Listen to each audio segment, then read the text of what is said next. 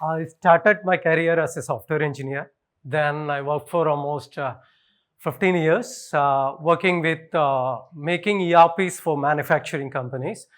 And say we worked with small and medium manufacturer companies, and we were given targets to achieve efficiency of 2%, 1% in procurement, in production, like that. So the target was very strict, and we were asked to meet it with the solution that we are providing. And we were able to justify that also. So then in 2016, I jumped into, rather I fell into agriculture. It was an accident. So I fell into agriculture. I started helping my father in agriculture. Then, so when I got into agriculture, I was greedy. I was looking it as a business. My father was looking on the other side. So I wanted to make more out of it. So I started meeting other farmers to understand how I can make more money out of it. So now, say like in 2017, almost everything that we made over there was sold online, just by stating that this is produced by Rajan, who is my father actually. So that tag itself, right, like knowing the farmer itself was helped the product to actually find the market for a better price actually. In Kerala, during that time, rice was priced 30 to 32, 35 rupees, branded rice, and we sold it for 85 rupees, almost 21 ton of it. So beyond that, actually, we sold vegetables, and there was another incident where actually we had a fish pond. Actually, we have, say, in our place, actually, every 5 to 10 acres of paddy will have a supporting pond where we collect the water, the canal waters, and the rainwater harvesting is done there. We use it for irrigation. We do aquaculture over there. But farmers sell it at a very low price, means actually 60 to 65 rupees when the market price was more than 150 rupees. I mean, nearby shop itself will be selling at 150 rupees or 200 rupees, but the farmer was forced to sell it at 60 to 65 rupees, basically because you cannot sell it in bulk in small retail shops. Then we conducted a fish festival. We used again the social media for that. And we could sell more than 1.5 tons of fish in, say, just around less than a day, I can say. And it was like a festival. So one thing I understood was like, if you can give the right experience to farmer, then the consumer, then they are willing to procure at a higher price. This is one side of it. Then I scaled my cultivation to around 44 acres of paddy, around 5 acres of fish. Then we had coconut, mango, and a little bit of vegetables also. We are still cultivating it.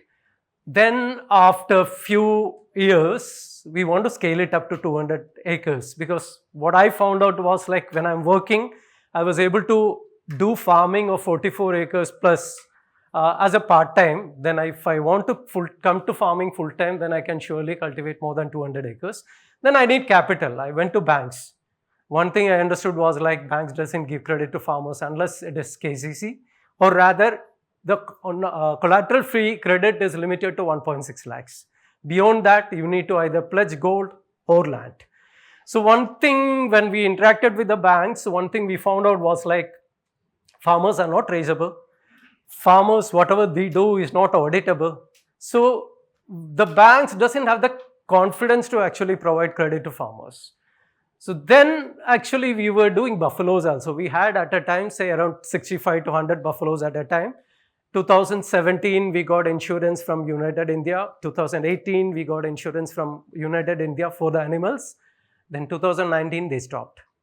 So then we demanded. Then they told no, we cannot, because it cannot be done for one farmer. And they had a system where for each district they had a consultant whom the farmers can consult for any issue with the animal, but no farmer actually contacts him. Rather, the farmer doesn't. Even for the last 2 years, in 2017, 2018, I didn't know that actually the company has provided has a facility of a consultant. So then beyond that, say after that, one thing I understood is like I will not get credit from the bank unless I actually take a personal loan, or actually I pledged some collateral for the agriculture loan. Then I thought actually there is an opportunity, rather there is a gap. And another thing that I found was I was actually meeting farmers in between to know how they cultivate, how I can improve my cultivation. I met more than 150 farmers. I used to spend at least half a day with them to understand what they do. More than 90% of farmers doesn't do any sort of bookkeeping. You take on the other side, if you're doing a business, even if it is a corner shop, a small, say what do you say, a self-employed job also, they do keep books. Without that, you cannot do any business. So, but a farmer who is actually doing cultivating in 50 acres or 100 acres in Kerala, commercial crops also, they don't do books. So, the culture of keeping books and considering farming as a business was not there with farmers. That was a gap we were actually trying to heal. So, we initiated Simplify Agri in 2022. The initial aim was to encourage bookkeeping with farmers. We started engaging paddy farmers initially.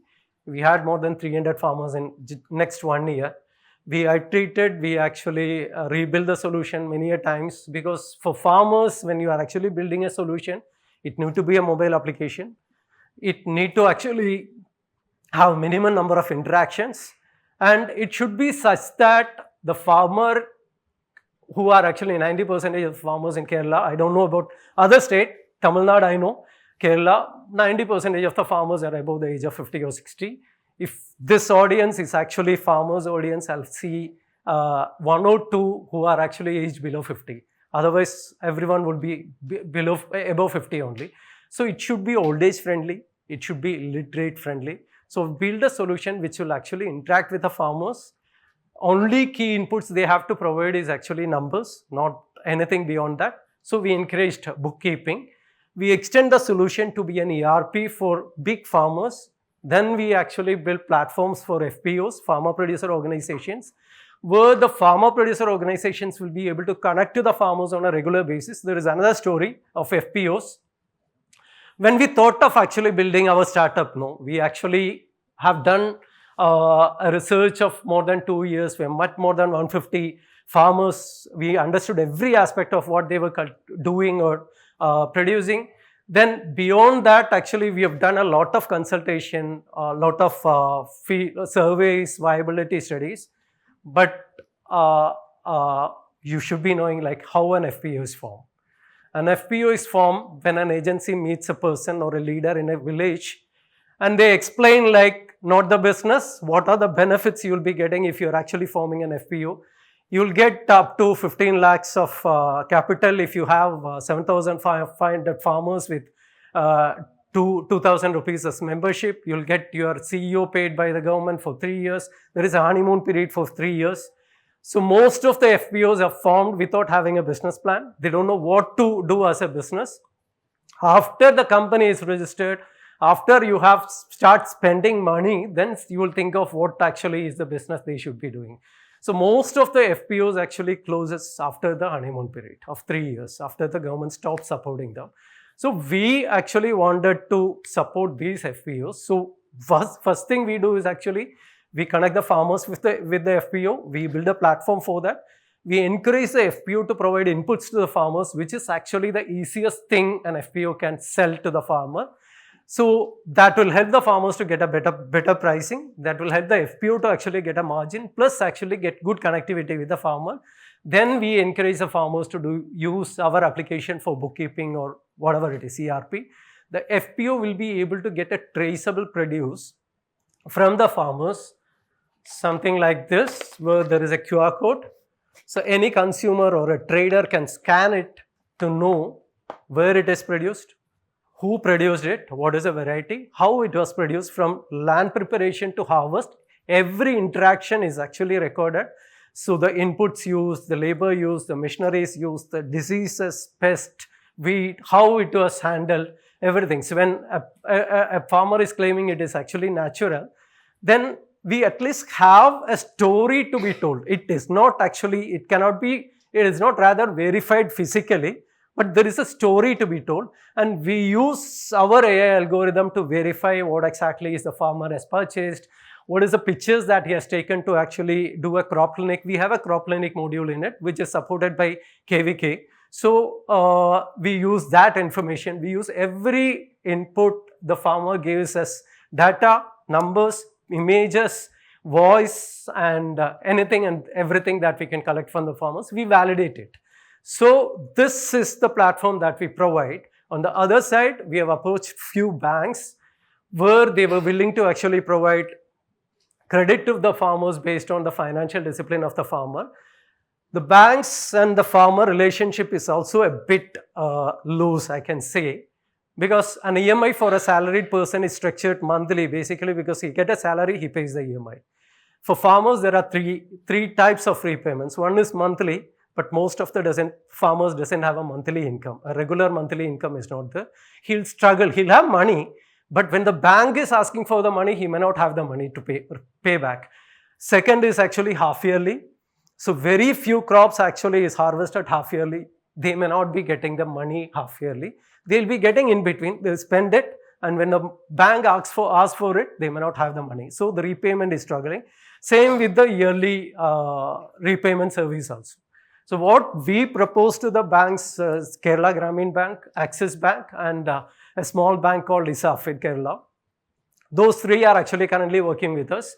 What they do is basically they will understand when is the repayment coming to them, payment coming to the farmer. They'll start prompting the farmer to service it to the bank, collecting the repayment based on the income of the farmer and the time at which the income is actually coming to the farmer. So this we are doing, actually these are the services that we provide, and more than 1,000 farmers are using our application as of now.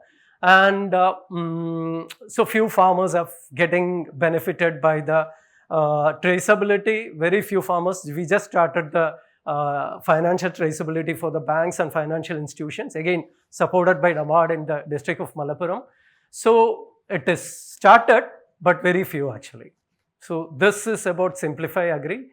And any questions from your side, I'm happy to answer that.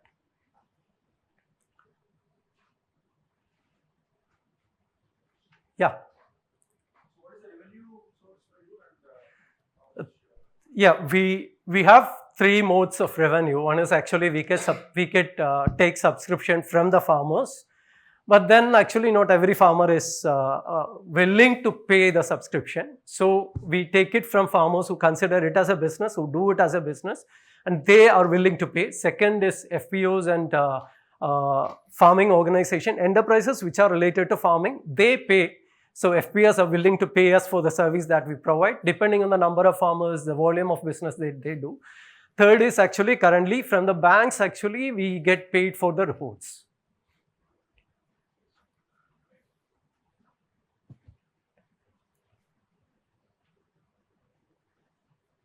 Any more questions? Thank you.